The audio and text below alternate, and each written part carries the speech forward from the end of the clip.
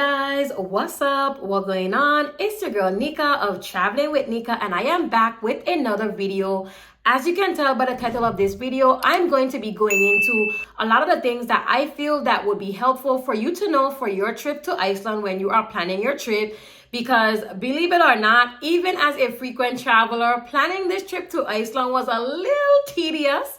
Especially because when I was planning, we kind of all had like different schedules per se, but it was well worth it. Iceland was definitely one of my favorite trips. Let's get into it. So first thing first, you want to know that Iceland is located in Europe.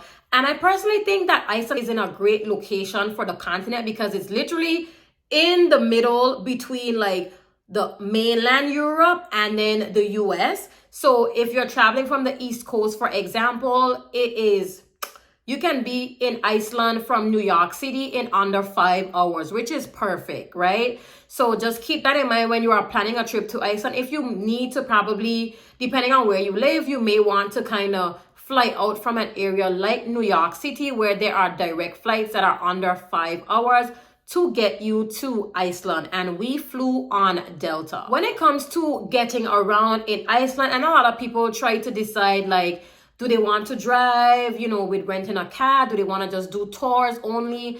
And personally, I would recommend, if you are comfortable driving abroad, I would recommend just renting the car for Iceland. The reason is because we had so much freedom to literally do what we wanted to do, especially hitting a lot of the areas that we wanted to see and experience.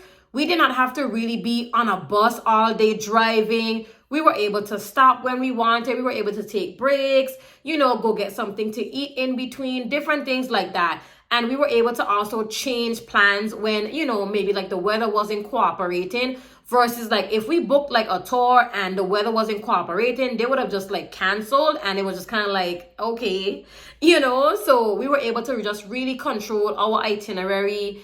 And yeah, I highly recommend getting the rental car. Just do it. If you do rent a car, I do recommend renting with Lutus Car Rentals and getting the platinum insurance that will basically have you covered for like everything. And with the platinum insurance, they also offer you a complimentary hotspot. So then you'll be able to have a personal hotspot when you're driving throughout the country. And it's just literally like a little device. So you can bring it with you once you leave the car as well. You can charge it up in the car, charge it when you get, back to your hotel for that evening, and literally use it every day. We used it on top of also me having my own personal hotspot that I use, which is from Travel Wi-Fi, to be able to have data when I'm traveling. So yeah, I definitely recommend renting from Lutus Car Rental, as I said, and getting the platinum insurance. In addition, keep in mind that weather is definitely unpredictable in Iceland, and I'll kind of go into that. And what I mean by that is just if you are driving in Iceland, depending on the time of year, it could be where one time it's sunny and then the next it's like pouring rain, or obviously if it's more in the winter, there's snow. There's all type of weather conditions. So just keep that in mind if you are going to be renting a car. Myself and one of my other friends were the authorized drivers, and we drove for the entire 7 days.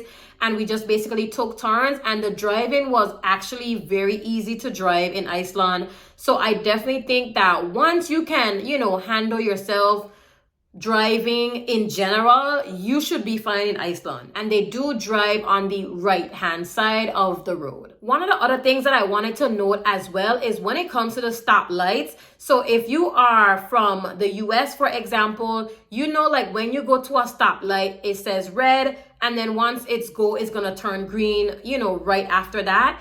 But in Iceland and other places in Europe, for example, how their stoplights work is it goes to red, so you will stop, but it goes to yellow, then it goes to green. So just keep that in mind, as you're just kind of starting out once you get to Iceland. Just keep that in the back of your head when you're driving. But again, it is fairly easy to be able to observe the different signs and things like that when you are driving. And honestly, just use your common sense. When it came to the roads in Iceland, there are things called F roads, and what those are basically unpaved roads.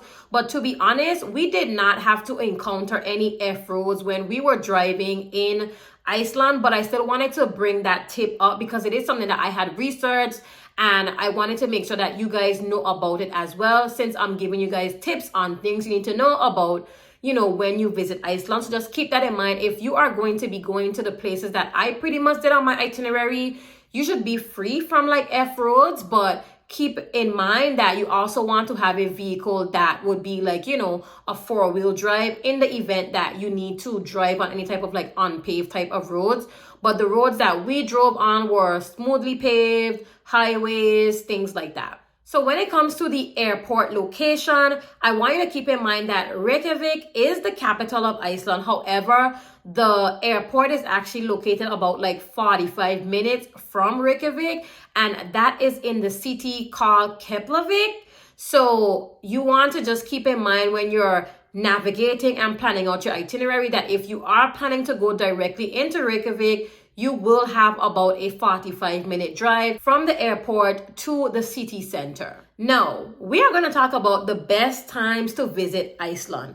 So one of the things that was on my bucket list personally is seeing the Northern Lights. So I would say that you want to go somewhere between that shoulder season, which also would help you to save on probably like your airfare and have less people around you, honestly. Because if you do go in like that summertime, that's definitely a very busy time for people to visit Iceland as well. And you would not see the Northern Lights because they basically have sunlight all day. So even when it's nighttime, it could be like, you know, 11 p.m. and it's still bright outside. So that would not be a good time for you to visit. If you are interested in the Northern Lights, I would recommend for you to visit in that shoulder season time around like September, October. If you really want to go there in like the winter, then of course you can visit more so in like January, December, times like that. But it really just depends on what you want to experience in Iceland. But I think there's definitely something in every season for every traveler. I was interested in going when I would be able to see the Northern Lights, and I did see them, which was awesome. Okay. All right, next, when it comes to Iceland, as I mentioned in regards to, you know, being careful with the unpredictable weather when you are driving, you definitely want to make sure that you are also prepared personally in terms of what you are wearing. So if you have not seen my pack with me video for Iceland, definitely go ahead and check that out. And also check out my Amazon storefront because I have a dedicated list for packing for Iceland where I put all the things that I personally was able to purchase to be able to help me to pack for Iceland, because you want to make sure that you have proper layers, waterproof clothing, the right boots, different things like that. Rain ponchos, you know, bring your umbrella, because as I said, one time it could be raining, the next time it could be sunshine, okay? So just keep that in mind when you are packing and also planning your trip to Iceland. One of the other things I wanted to talk about as well is because the weather can certainly be unpredictable, one of the days actually we had to change our plans for what we were going to do that day, because we were going to road trip out from Reykjavik to an area that was about 2 hours away for the day. And we were probably about maybe about 45 minutes to an hour into the drive when the wind was so crazy, y'all. It was literally shaking the vehicle. And I was like, it's not worth it. Like, it's okay. I've been in nature for the last couple of days. It's all right if I don't go to this other like waterfall that was on my list. But I was like, let's head back to the city. I would rather not, okay? And I would put some of the apps on the screen that was kind of helpful in terms of planning my trip to Iceland. And some of these are apps that would be used for like, you know, the weather, checking the weather, also for the Northern Lights, packing, different things like that. So I'll just put those on the screen so that you'll be able to see some of the apps that I personally was able to use to plan my trip, and that was helpful on my trip as well. When it comes to planning out your itinerary with Iceland, I really recommend that you decide on some of the things that you want to do first, and then you can see like how long you may need to stay in certain areas. I highly recommend that you then would book your accommodations around the type of activities that you're trying to do. If you are going to be staying in Reykjavik and then you're just going to be taking tours like every day to the different activities and landmarks and things like that, then this doesn't really apply to you per se, but this is for the individuals that are going to be driving around the country on their own. I would highly recommend really mapping out like where you're going to be staying and making sure that you keep in mind that if you're going to be driving obviously all day, be sure to implement times for you to be able to rest or to switch out the driver for the day. Our third day in Iceland, for example, we had a hotel that was directly across from the last thing that we did that day on the Golden Circle tour. So the Golden Circle is basically a very popular route that is used by tourists where people have mapped out the Golden Circle and you drive at different landmarks and must-see spots to see on that Golden Circle. So we basically did that on our own by driving for the entire day and doing the different stops. So for our last stop, I literally booked a hotel that was across the street. So that was super easy for us to be able to just, go to our hotel, be able to eat dinner, shower, and do all of those things immediately after we were done for the day. So definitely keep that in mind. One of the other things as well when it comes to your itinerary planning, a lot of the nature things in Iceland is free. So a lot of waterfalls, for example, were free. Going to like the black sand beaches, those were free for the ones that we went to. Obviously, there are other ones. One of the things is that you may have to pay a small parking fee that is probably around like, $5 or $6 if you are going to be going to some of these stops, but the actual activities themselves are free, which can definitely help you to budget and map out your itinerary as well with the things that you want to do. If you have not watched my cost breakdown video as yet, definitely go ahead and watch that because I talk about all the things that we did in Iceland and how much we paid and how much my entire cost was for the trip to Iceland. So when it came to paying for parking, I used the Parka app, and that was definitely super helpful to be able to just pay using your credit card in that app. It's very easy to set up as well. You're just gonna need like the license plate for the vehicle that you're driving. You can also add a credit card. So I highly recommend using the Parka app where applicable. One of the other things that I wanna talk about is when it comes to accommodations. So for us, because we were basically doing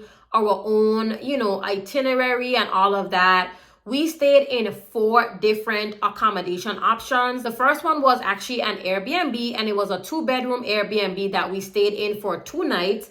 And then the other 4 nights, we stayed in 3 different hotels. And that was definitely really beneficial for us because how I planned out our itinerary was where we were able to stay in areas that made sense for our activities for those time periods basically. So when we were in Reykjavik, like we didn't leave Reykjavik and do a bunch of stuff outside of Reykjavik. We pretty much stayed in Reykjavik and we didn't have to like drive out to do a bunch of other things and then still have to drive back to Reykjavik, right? So just keep that in mind when you are planning out your itinerary, that your hotels also align with your activities on what you're doing. So perfect example is what I mentioned earlier in the video with me booking a hotel that was directly across from our last activity for that day. When it comes to staying connected in Iceland, as I mentioned to you guys, if you are renting a car, you do get a personal hotspot if you have the platinum insurance with the car rental company that I mentioned. So you can use that as well. You can also purchase a SIM card. I was able to purchase one that I use for my personal hotspot, not the one with the car rental company. And I was able to purchase the SIM card in the store that was actually located on the airport itself. So after we kind of got our bags, got through, immigration and all of that stuff, once you come out, you're going to basically see where a lot of people are holding up different signs. There is a store on the right side where you can purchase a SIM card and other things as well. I also had purchased like breakfast there too. So that was very convenient. It did come with 10 gigabytes of data and call and texting capabilities as well. So you can use that as another alternative versus probably paying really high data roaming charges for your cell phone carrier. When it comes to using cash in Iceland, I would personally say that I literally did not use cash except for one time when I intentionally used cash because I wanted to get the currency, which is krona, at Icelandic krona, and I collect currency when I travel. That's like another souvenir for me personally. So I did have a little bit of US cash with me that I used in a store, and I kind of just paid the little conversion that they charged me, and I got back kroners because I wanted that for my collection. And that's the only time that I use cash. Everywhere else, it was like CAD, Apple Pay you could use, things like that throughout the entire time that we traveled in Iceland. Even paying for packing, we were able to use our CADs too. So one of the things I would say is that you would want to probably bring a little bit of cash if you're kind of going on some other paths. There may be areas where they only take cash as you probably drive further, into the country out of like some of the tourist type areas where you want to kind of explore more on the off the beaten path. So there's definitely no harm in having some, small bills in Icelandic kroners. But if you're going to be staying in those tourist areas, you do not need cash at all. And of course, I personally only use my credit cards that do not charge me any foreign transaction fees. So that just helped me to, avoid fees altogether. And one of the other things I wanted to say about, using your credit card when it comes to getting gas at the N1 unmanned stations. And that just means that the gas pumps are just on their own. They're not attached to like a store basically. So those unmanned stations, they will ask you to have a PIN on the CAD that you are using. So I can only speak for myself and my CADs. I live in the US, so my CADs are issued by US carriers. And I was able to add a PIN prior to me coming to Iceland on my Capital One issued CAD and also my Chase CAD. And again, those are CADs that do not charge me foreign transaction fees. I did set up my PINs and I was able to use my Capital One Venture X CAD to be able to pay for gas and enter the PIN as if it was like a debit card. So keep that in mind if you are going to be using those unmanned stations, or if you come up on one of those, you would have to use a card that has a PIN. You can obviously try to find another gas station. And one of the things I would say is that we definitely did not let our gas go down low when we were driving, because we were literally driving like every single day, different distances, and we did not want to, be stuck somewhere, obviously. So we made sure that our gas tank was pretty much always filled up as well. When it came to language barriers, there were none. A lot of the people that we encountered were actually foreigners to Iceland. They were not local people to Iceland, so they spoke English. But from what we understood, a lot of people come from different areas, of course, like in different countries in Europe, and they relocate themselves in Iceland. So a lot of the people speak English, and that was definitely not a problem for us.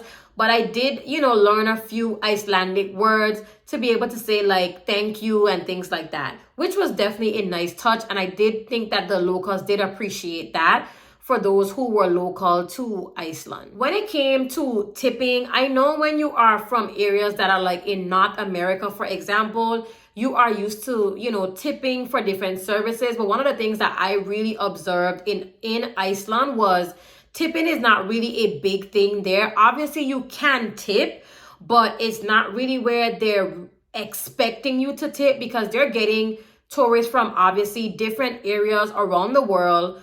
But I feel like for us, we're used to tipping for like, tour guides, for food, things like that. But a lot of the times they did not accept tip, or they may have had like a tip jar out.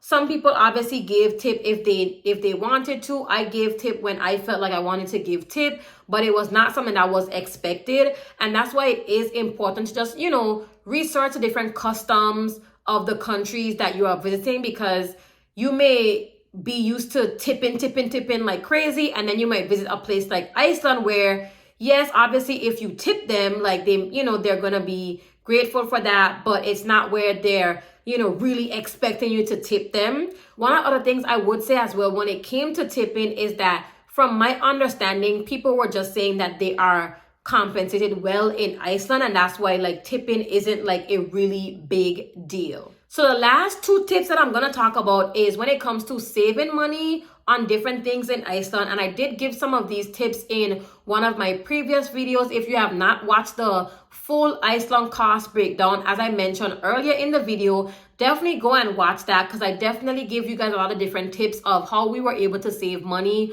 on like food and drinks. Also, when it came to transportation, we did have a rental car, but when it came to leaving, we were all leaving Iceland at different times. So my friends were actually able to use the fly bus, and that gave them direct transportation on a nice bus that was very comfortable and convenient. It picked them up at one of the, nearby bus stations that were closer to one of our hotels, for example, for a very affordable cost versus trying to use taxis. One of the things I would definitely say is do not use taxis in Iceland. They are expensive, especially when it's just like one person. Obviously, if it's for a group and you all can fit in one taxi, when you're splitting the cost, it could be a little bit more affordable, like getting into the city from the airport. But if you definitely don't mind saving your coins, they do have very nice buses that can accommodate you, that you can pay a more affordable rate to get you into the city or to get you back to the airport from the city. So I highly recommend checking out the fly bus schedule and saving costs there as well. Two of the other ways that you can save on like food and drinks more specifically is visiting like food halls in Iceland. So one of the things I would say, Europe, from the countries that I've recently visited in Europe too, they are in their bag with these food halls, and food halls are just places where there are multiple different like vendors inside one area that's in a building. You can literally order from any one of them, the different food options. They have a wide variety of different food options for you to choose from. They also have like multiple bars as well if you do want to buy like drinks. And we were able to visit one of those when we were in Reykjavik, and the name of the one that we went to was called Postas. I don't know if I pronounced that right, but look it up, y'all. Posthus. And we went there, and I feel like we were able to get reasonable food in the city center by going to the food hall. One of the other ways you can save money is also by purchasing your snacks and other things from the grocery stores. So two of the grocery stores that you can check out are Bonus and Kronan. And obviously you want to, kind of like compare and see which one best fits your budget. But those are some of the ways that you can definitely save your coins in Iceland. So that's all I have for today's video, teaching you guys and showing you how I was able to save money in Iceland, how I was able to plan my itinerary, all the different tips and tricks that I use personally to be able to have a successful trip and an amazing trip to Iceland. I hope that this video was super helpful for you. Enjoy Iceland once you get to go. And yeah, that's all I have for y'all today. Bye guys.